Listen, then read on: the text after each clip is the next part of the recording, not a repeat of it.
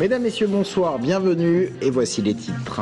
Les obsèques du père de famille et des 2 enfants décédés dans l'accident de Romorantin samedi ont eu lieu ce matin à l'église Saint-Étienne. Ambiance de recueillement et ambiance tendue également lors de cette cérémonie qui a rassemblé familles, proches et anonymes. Fanny Prévost comparaissait aujourd'hui au tribunal de Tours. Elle est accusée d'avoir frappé un policier en marge du dernier défilé des fiertés homosexuelles et transsexuelles. Elle dénonce des violences policières. 4 mois de prison avec sursis ont été requis à son encontre.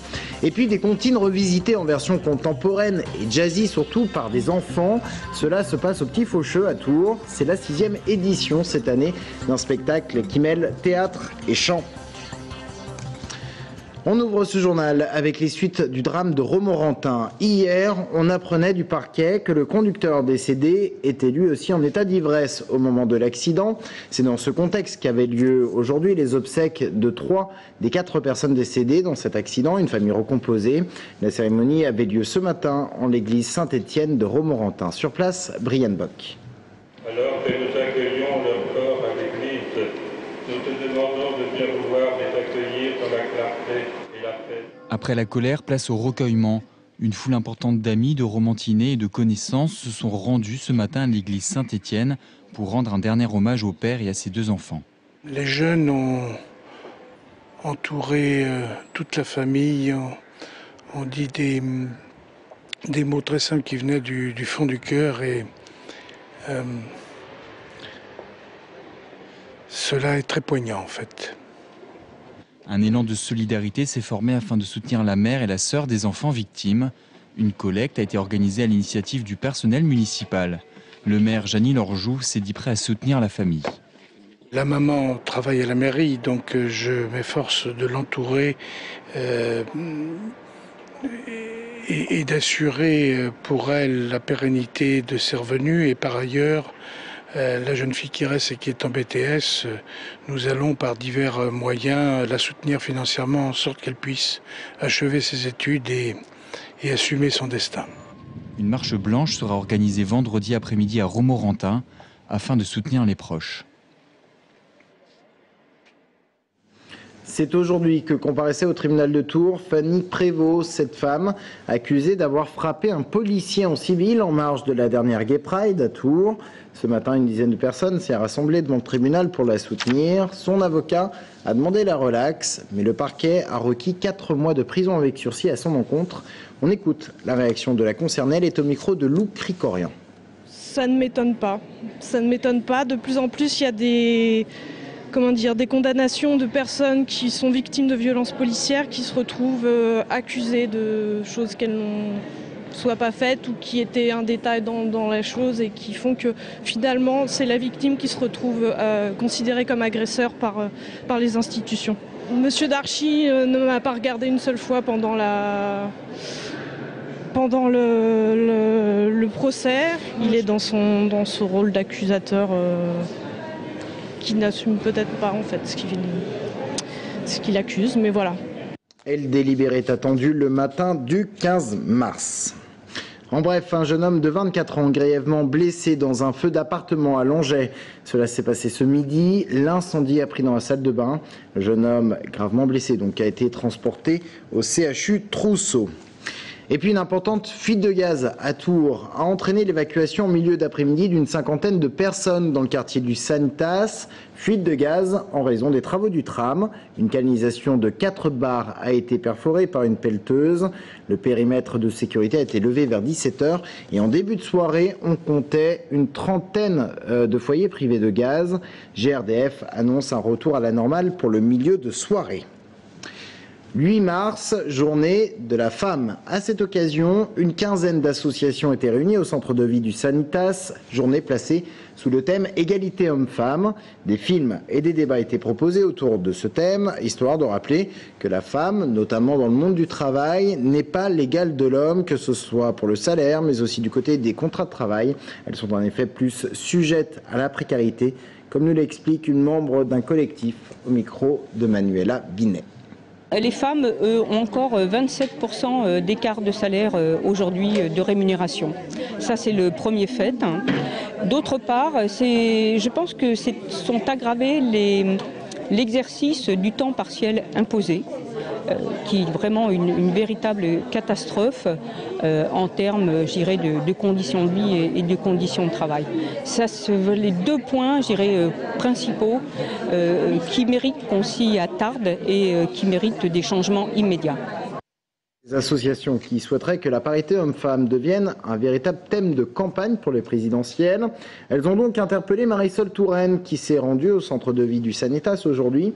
La présidente du Conseil général d'Indre-et-Loire, mais surtout membre de l'équipe de François Hollande, répond. Voici sa réaction sur ce sujet de la parité. Les hommes s'habituent à ce qu'ils ne soient pas les seuls à avoir des mandats électifs et des responsabilités. J'espère que dans quelques semaines, il y aura plus de femmes, beaucoup plus de femmes au gouvernement et à l'Assemblée. Si François Hollande est élu président de la République, il l'a dit, il y aura un gouvernement paritaire. Et le Parti socialiste présente 50% de candidates aux élections législatives, ce qui veut dire qu'il y a autant d'hommes et de femmes qui se présentent dans les circonscriptions. Il n'y aura certainement pas 50% de députés femmes, mais il devrait y avoir un progrès assez considérable par rapport à la situation actuelle, si du moins les électeurs font confiance au Parti socialiste. En sport, le Tour FC se prépare un déplacement délicat demain soir à Reims dans le cadre de la 27e journée de Ligue 2. Déplacement délicat car les Tourangeaux se rendent chez les 3e du classement et puis parce que le Tour FC est privé de plusieurs joueurs cadres immobilisés pour cause de blessures. Jérôme Alain. Vouvray ou champagne à l'issue des 90 minutes à Reims. Ce vendredi, les joueurs du TFC fêteront peut-être leur 3e victoire de la saison à l'extérieur, en 13 rencontres jouées hors de leur base. Et même si le déplacement chez le 3e de Ligue 2 s'annonce périlleux, l'entraîneur tourangeau reste ambitieux mais réaliste. On veut toujours gagner des matchs. Si après c'est un match nul contre un des favoris pour la montée, on pourrait vivre avec ça, mais on y va pour essayer, on va tout faire pour gagner ce match. Et pour gagner, Peter Zeidler pourra compter sur les retours des deux internationaux congolais Prince Onyangé et Francis Nganga dans l'entrejeu. Deux atouts majeurs. Par contre, Nicardi, Diego, Sartre et Fabre ne seront du voyage chez les Rouges et Blancs, à l'aise dans leur stade Auguste Delaune. C'est une bonne équipe, bien organisée, très forte tactiquement. Alors, compliment pour eux, mais il faut que nous, on essaie d'imposer notre jeu. Soit à domicile, soit à l'extérieur. Et je nous vois, comme j'ai dit, au même niveau que Reims maintenant. C'est le petit détail, comme toujours en Ligue 2 en France, là, les petits détails qui vont faire la différence. Je pense qu'on ne doit pas avoir la pression en allant jouer à Reims. C'est pas nous d'avoir la pression. Nous, on va pour faire un exploit. Parce que moi, j'appelle ça un exploit, comme on l'avait fait à Clermont à l'époque. Donc on part dans cette optique-là. Et la dernière victoire du TFC à l'extérieur contre Clermont, c'était lors de la 8e journée, le 20 septembre, une éternité déjà. Mais comme le dit Peter Zeidler, le championnat de Ligue 2 se joue souvent sur des détails, alors tout reste possible ce vendredi à Reims. Une chose est sûre, le TFC serait bien inspiré de ramener au moins un point du déplacement en terre rémoise. On file au Petit Faucheux à Tours pour terminer ce journal. Vendredi et samedi, l'établissement renouvelle pour la 6e année son opération Cœur d'enfant. Il s'agit d'un spectacle mélangeant le théâtre et les chants d'enfants. Ce sont les classiques français du genre qui sont revisités. Michael Briffaut s'est rendu aux répétitions. Voici son reportage. Ils sont 19 jeunes sur scène, âgés de 9 à 14 ans. Ensemble, ils forment une joyeuse petite troupe. Et cette année, le chœur d'enfants du Petit Faucheux revisite les chansons traditionnelles françaises avec une pièce musicale qui s'est construite autour du jazz et des musiques improvisées. C'est la 6e fois que le chef de chœur se lance le défi de faire jouer des enfants. Le fait de travailler avec des enfants, c'est une autre difficulté parce qu'ils sont plus petits. Mais j'ai travaillé beaucoup avec des chorales d'adultes. Il y a aussi plein de difficultés, qui sont les difficultés qu'on rencontre dans un groupe humain. Donc voilà. Mais ce qui est peut-être plus agréable, enfin peut-être si, moi ça me plaît plus, de travailler avec les enfants, c'est qu'il y a, il y a une sincérité, il y a une spontanéité, il y a quelque chose de très, très pur que j'aime beaucoup.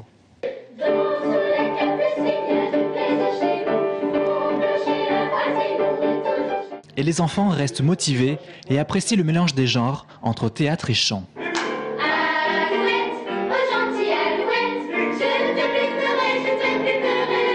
C'est c'est du chant, mais c'est aussi de la théâtralité, toute une mise en scène et tout. Et puis, on est vraiment un chœur, en fait. Donc, il n'y a pas vraiment de personnes mises en évidence. On fait du théâtre, on n'en fait pas beaucoup, mais les parties où on fait du théâtre, c'est bien. Que c'est original et c'est pas du théâtre ordinaire. La pièce se joue vendredi et samedi à 20h au Petit Faucheux à Tours.